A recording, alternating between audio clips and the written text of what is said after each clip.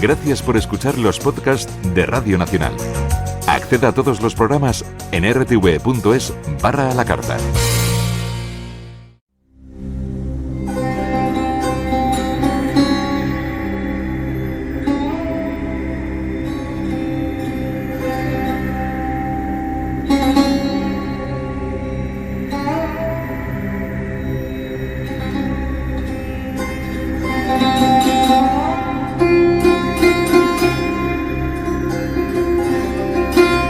Bueno, y nos acompaña en 5 continentes, no necesita presentaciones, Óscar Mijayo, compañero de Televisión Española. Lo conocen de sobra por sus coberturas como corresponsal de la tele en Oriente Próximo y también por sus informaciones desde otros muchos países como Libia, Afganistán, Sudán y desde otras regiones, el Sáhara Occidental, Latinoamérica, muchísimos lugares desde los que ha ido informando a lo largo de su carrera. Óscar, buenas tardes, ¿cómo estás? Hola, buenas tardes, María.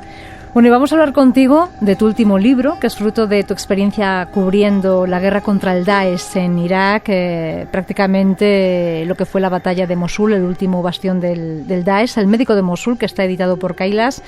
Y yo quiero antes de adentrarnos a la historia de este libro, que nos hables de tu experiencia precisamente en Mosul, cuando llegas, prácticamente los yihadistas estaban batiéndose en retirada, pero haciendo todo el daño que podían, morían matando. Estamos hablando de 2017, de Mosul, como decíamos, último bastión del Daesh.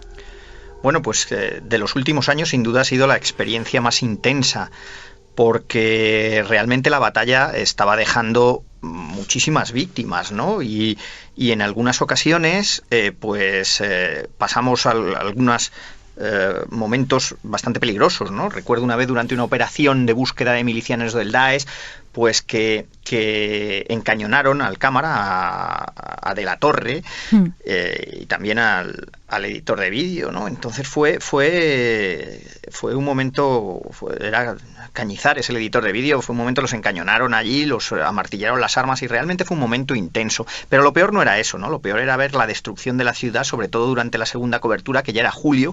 Sí. Estaba la ciudad totalmente destrozada, ¿no? Y incluso, claro, los cadáveres habían quedado bajo los escombros, y la situación, el olor, era terrible, ¿no? Había centenares de personas allí a 40 grados, pues os podéis imaginar, ¿no? La verdad es que la situación, y ver los civiles, ver cómo huían de la ciudad, la verdad es que fue una experiencia bastante intensa. Es una batalla que se libró por barrios, tengo entendido, Óscar, ¿no?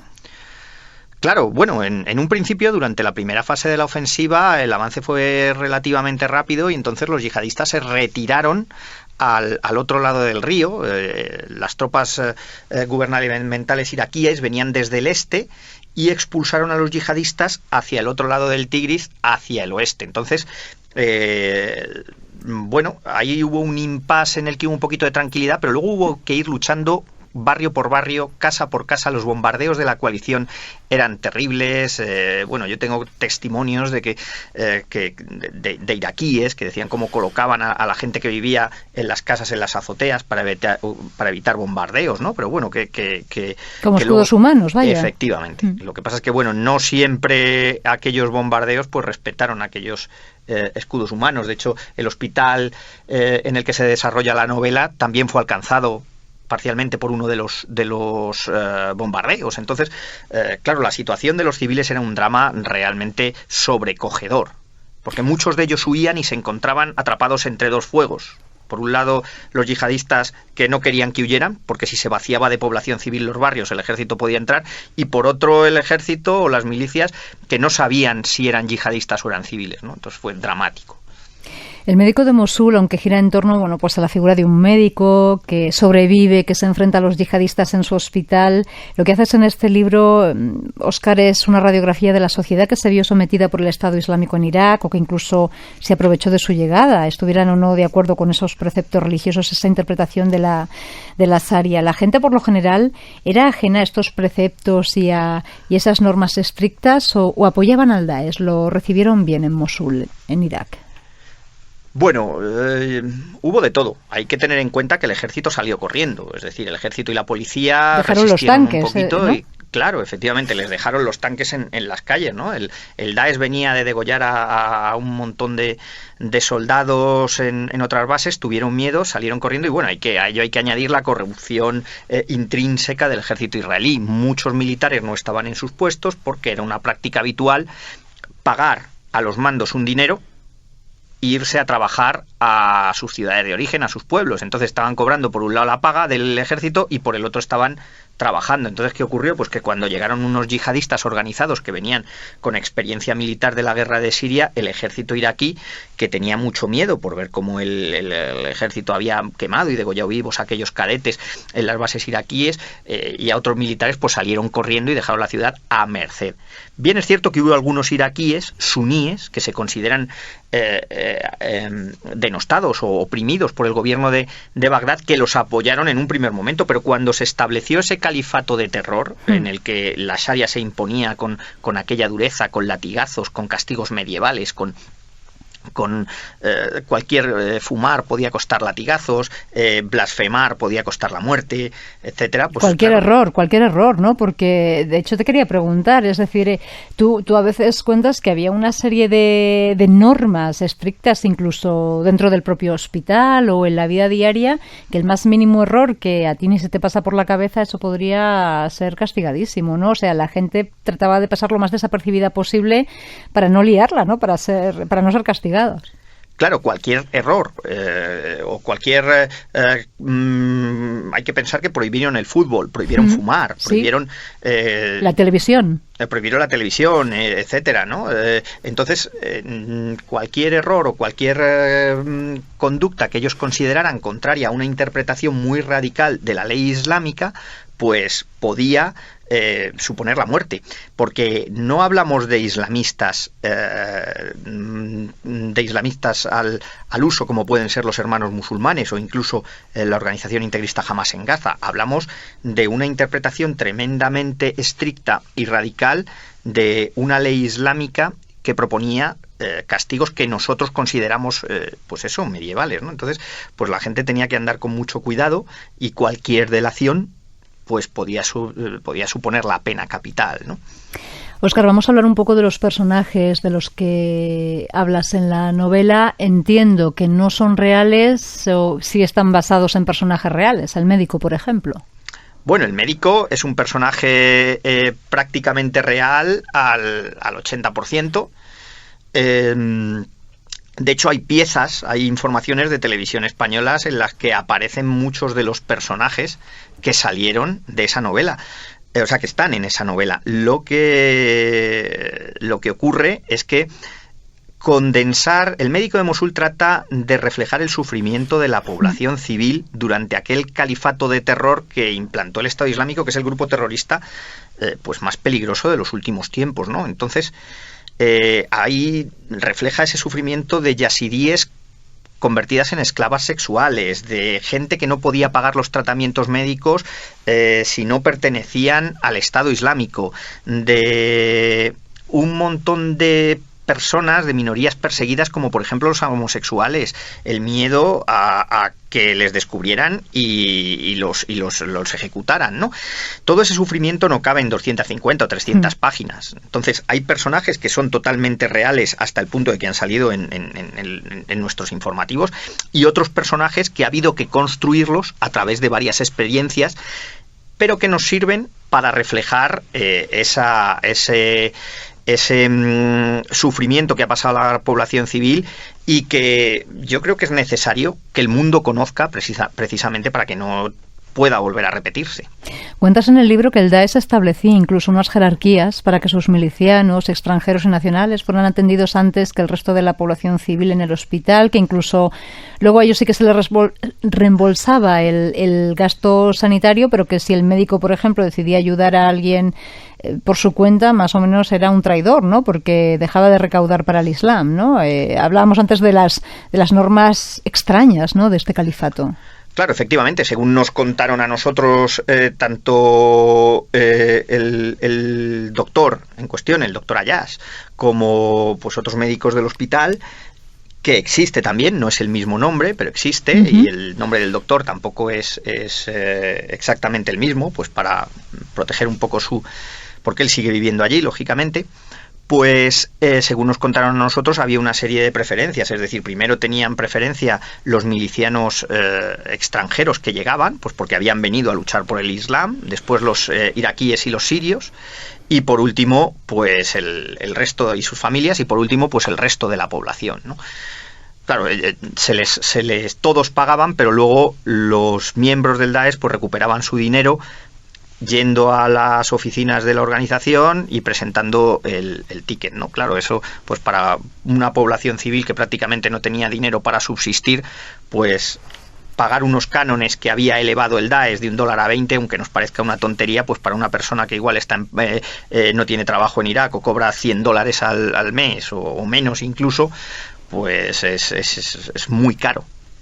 Háblanos del destino que tuvieron los yazidíes, hombres y mujeres. Las mujeres relatas, pues eso, cómo las familias fueron separadas, ellas llevadas como esclavas sexuales para los milicianos, cómo de hecho algunas se enfrentan a ellos y no se quieren someter, pero bueno, pues a base de golpes, pues van un poco doblegándose. Comentábamos también al principio que hubo quien se aprovechó de la llegada del Daesh para cobrarse viejas deudas, por lo menos lo cuentas a través de un personaje en tu libro, ¿no? Para cobrarse un poco lo que él creía que le debían, y hay un delator de las chicas yazidíes que en cierto modo está enamorado en secreto de una de ellas. No sé si esto es muy de conflictos civiles, ¿no? Lo de saldar viejas deudas cuando tu bando es el ganador, o si te aferras a un bando aunque no compartas sus ideas, por lo menos te haces fuerte y tienes poder. No sé si vieses este tipo de situaciones, y háblame de los yazidíes, Óscar.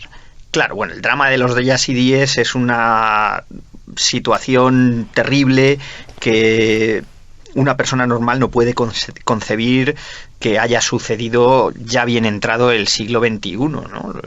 Los yazidíes son una minoría, son muy poquitos, y la mayoría viven en Irak, y los hombres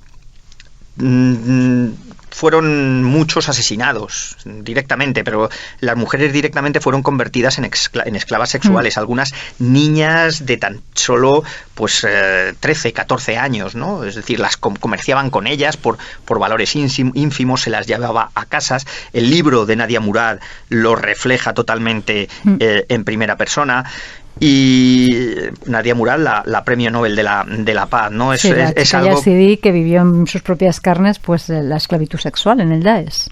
Efectivamente, y las trataban pues como auténtico ganado, que simplemente pues bueno, las llevaban allí en unas casas y se oficializaba una farsa como de especie de matrimonio en algunos de los casos, y para lo único que valía era para una violación continua durante días. Y luego los mismos yazidíes, los mismos yihadistas, pues las iban cambiando, se las iban vendiendo entre ellos sin ningún tipo de compasión, ¿no?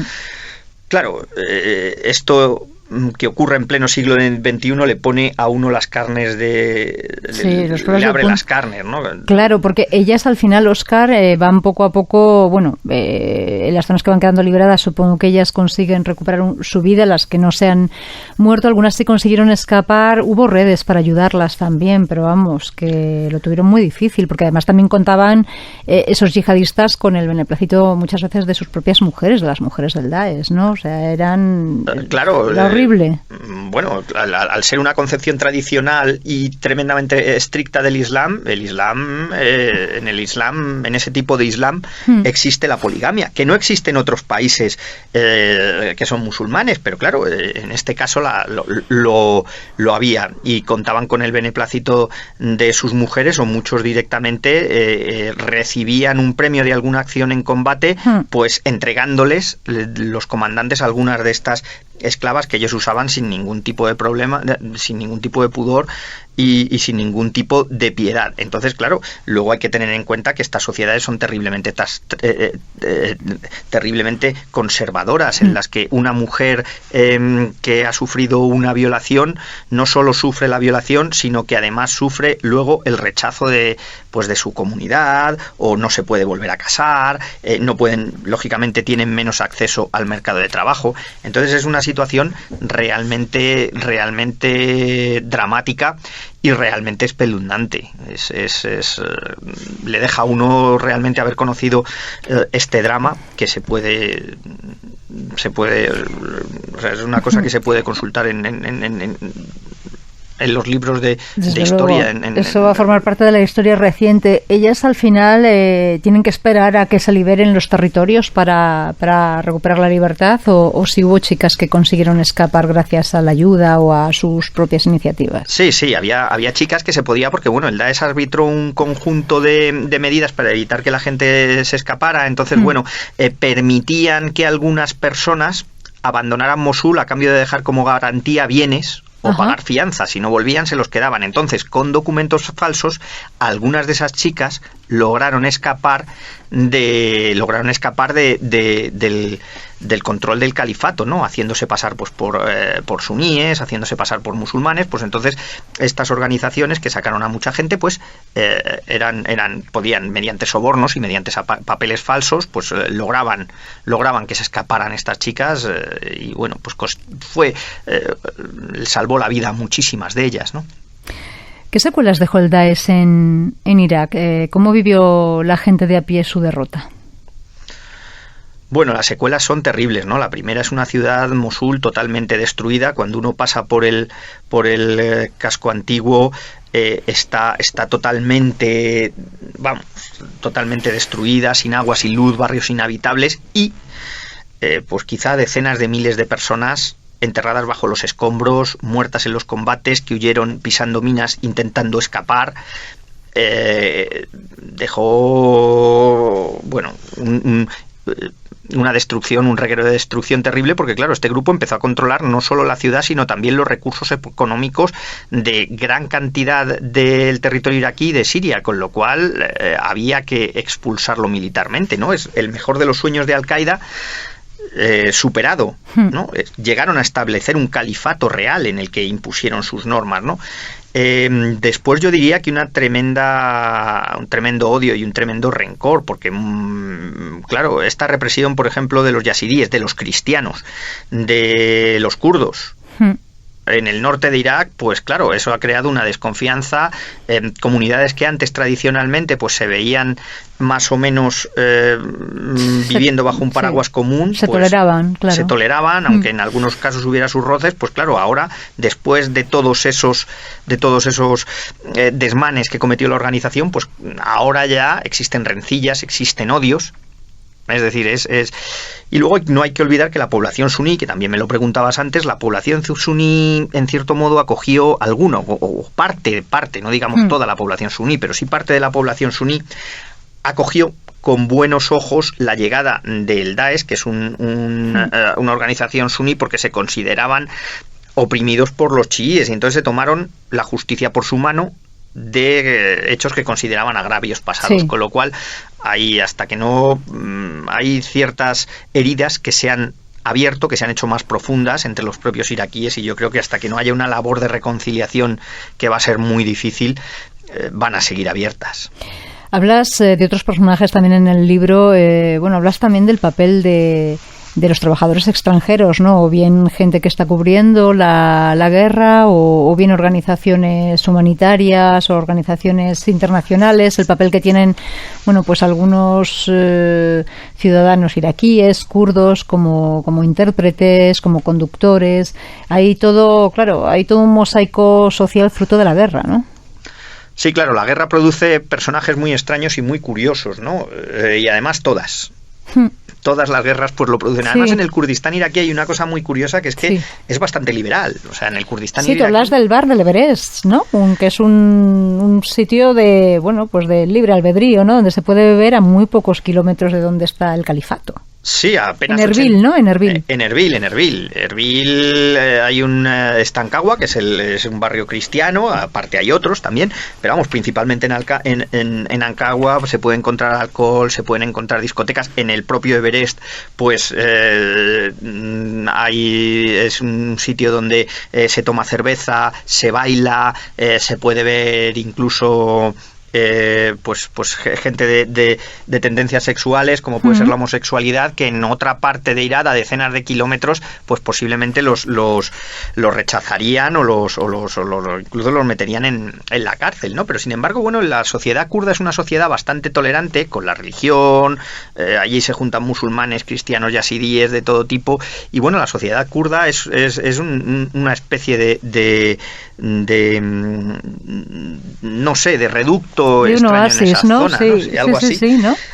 Y la verdad es que sí, encuentras gente muy, muy variopinta. Incluso podías encontrar un hipster, podías encontrar, bueno, como es el personaje de Yar y tal, y son cosas que es extrañísimo encontrarlas en Irak, pero que existen. Sí, un chico que está en la universidad, ¿no? Un chico moderno, a priori, ¿no? Como bastante liberal para lo que es, ¿no? Sí, efectivamente, ¿no? Es que sí, tenemos claro. Un concepto totalmente equivocado. Claro, esto era un chico que quería venir aquí a los festivales españoles, era hipster, las barbas largas, le gustaba salir por la noche, bailar, sus amigas iban con el pelo suelto, es decir, esto es otra cosa que estaba en Erbil, pero a 90 kilómetros encontrábamos el califato del Daesh, quizá uno de los más intolerantes, todas las mujeres cubiertas con el velo, con el niqab, no ya con el hijab, sino totalmente cubiertas, entonces es un contraste realmente pintoresco, ¿no?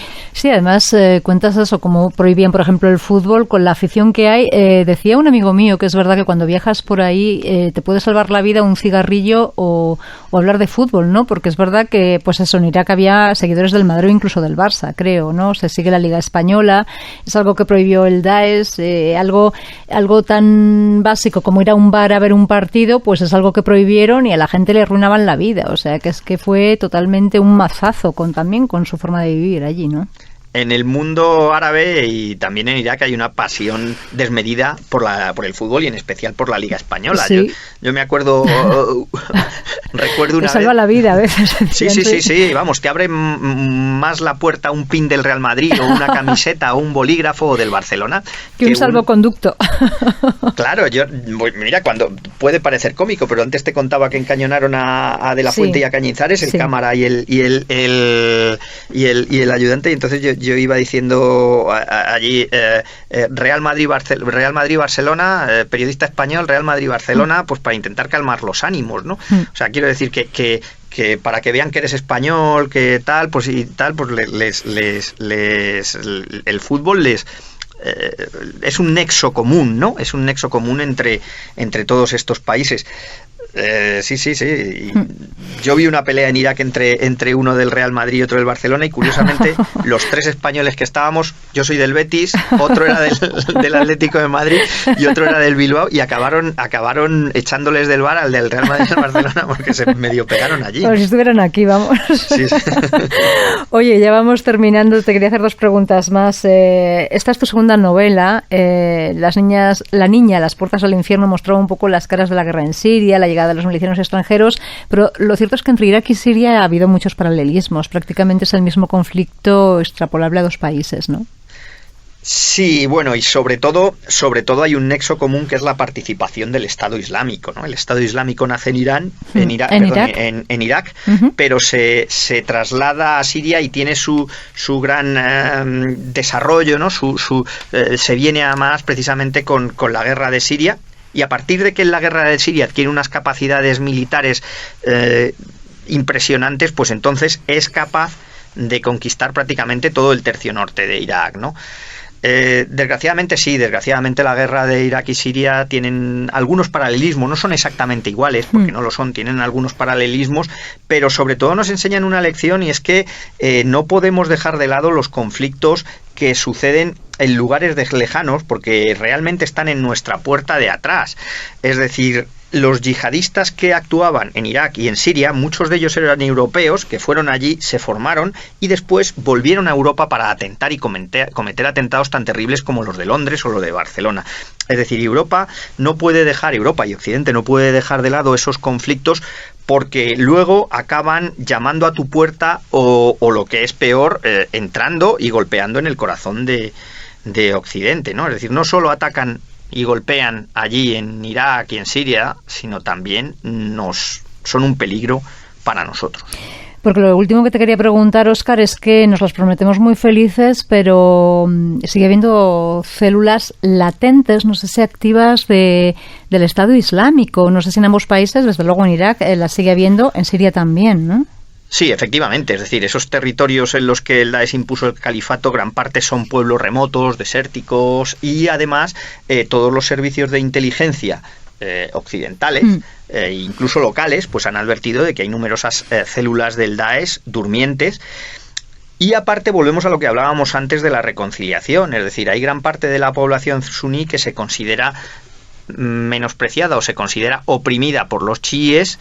En eso basó el Daesh su expansión, y eso sigue siendo así. Mientras no se trabaje en la reconciliación entre los suníes, que constituyen un 20%, por ejemplo, de Irak o de Siria, y ellos se sientan discriminados o se sientan oprimidos, se verán tentados a apoyar otro movimiento parecido o incluso al propio Daesh. Entonces, no se trata solo de llevar a cabo una represión desmedida contra ellos, sino de forjar una reconciliación nacional, siempre que no se hayan cometido crímenes, claro, lógicamente, pero hay que juzgar a esta gente. Tenemos el problema de los yihadistas también, que están allí y que tienen que volver, ¿no? A Europa, y muchos países europeos se niegan directamente a acogerlos y le piden a los kurdos que los mantengan en prisión. Son problemas que Europa tiene que mirar hacia allí y tiene que resolver. Pues El médico de Mosul, este libro de Óscar Mijayo, que narra a través de distintos personajes, pues eso, la factura de la guerra, el sufrimiento que hay detrás de ese califato en Irak, en Mosul, y sobre todo, como decimos, pues las heridas que deja un conflicto al fin y al cabo, en la que siempre pierde todo el mundo, porque es que nadie gana, es todo sufrimiento, la verdad, para todo el mundo. Óscar, muchísimas gracias y enhorabuena. Mañana lo presentáis en Casa Árabe. Sí, mañana lo presentamos en Casa Árabe con Carlos Franganillo y con Ángel Fermoselle, que es nuestro editor. Y bueno, pues allí lo presentaremos, que nos ha dejado por fin el coronavirus. Pues, ¿a qué hora? A las 6 de la tarde. A las 6 de la tarde en Casa Árabe, El médico de Mosul, con Óscar Mijayo y Carlos Franganillo. Un placer, compañero. Un placer, muchas gracias.